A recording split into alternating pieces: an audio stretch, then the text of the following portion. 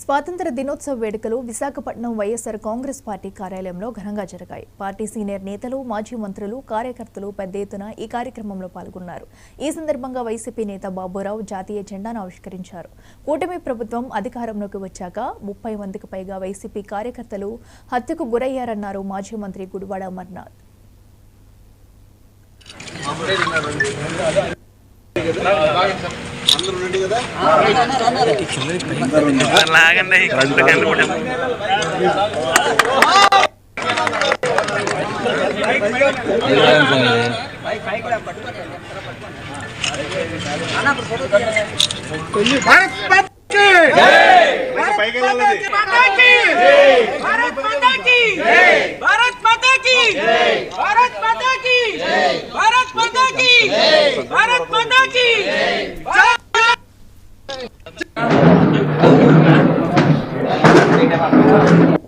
Already వచ్చాను, ఇప్పుడు వచ్చాను.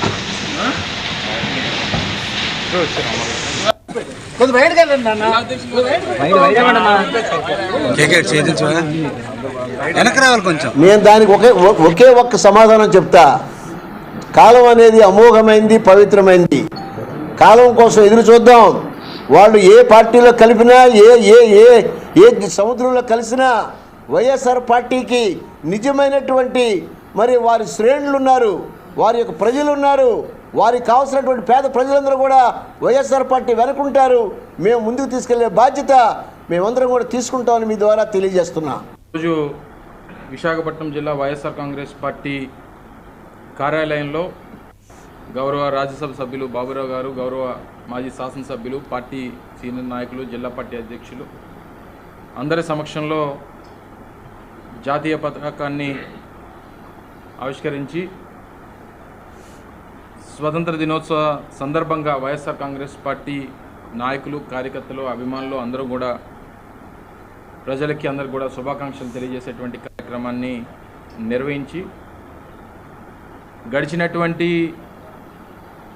2.5 మాసాలుగా దేశానికి స్వతంత్రం వచ్చి 77 సంవత్సరాలు పూర్తి చేసుకొని 78 సంవత్సరంలో అడుగు పెడుతున్నటువంటి సందర్భంలో ఆంధ్రప్రదేశ్ రాష్ట్ర ప్రజలకి స్వతంత్రం పోయి 2.5 మాసాలు అయింది. ఎందుకంటే వాస్తవానికి ప్రజా తీర్పుని అంగీకరించాల్సినటువంటి పరిస్థితి ప్రజాస్వామ్యంలో ఉన్నటువంటి ప్రతి ఒక్క వ్యక్తి మీద ఉన్నప్పటికీ గడిచినటువంటి 2.5 మాసాలుగా జరుగుతున్నటువంటి పరిస్థితుల రాష్ట్రంలో మనం చూసిన తర్వాత అసలు ఈ రాష్ట్రంలో ప్రజలకు స్వతంత్రం ఉందా లేదా అనేటువంటి పరిస్థితులు కనబడుతూ ఉన్నాయి. దాదాపు 30 మంది పైచిలకు వైఎస్ఆర్ కాంగ్రెస్ పార్టీ కార్యకర్తలని, నాయకుల్ని హత్య చేసినటువంటి పరిస్థితులు, దాదాపు 500 పైచిలకు దౌర్జన్యాలు, అంతకు మించి దోపిడీలు, ప్రభుత్వ కార్యాలయాల మీద వైఎస్ఆర్ కాంగ్రెస్ పార్టీ నాయకుల తాలూకా ఆస్తుల మీద చేస్తున్నటువంటి దాడులు, ఇవన్నీ చూసిన తర్వాత ముఖ్యంగా అసలు వైఎస్ఆర్ కాంగ్రెస్ పార్టీ నాయకులకి, కార్యకర్తలకి, అభిమానులకి అసలు ఈ రాష్ట్రంలో స్వతంత్రం ఉందా లేదా అనేటువంటి పరిస్థితులు కనబడుతూ ఉన్నాయి. ఏది ఏమైనప్పటికీ భారతదేశ రాజ్యాంగం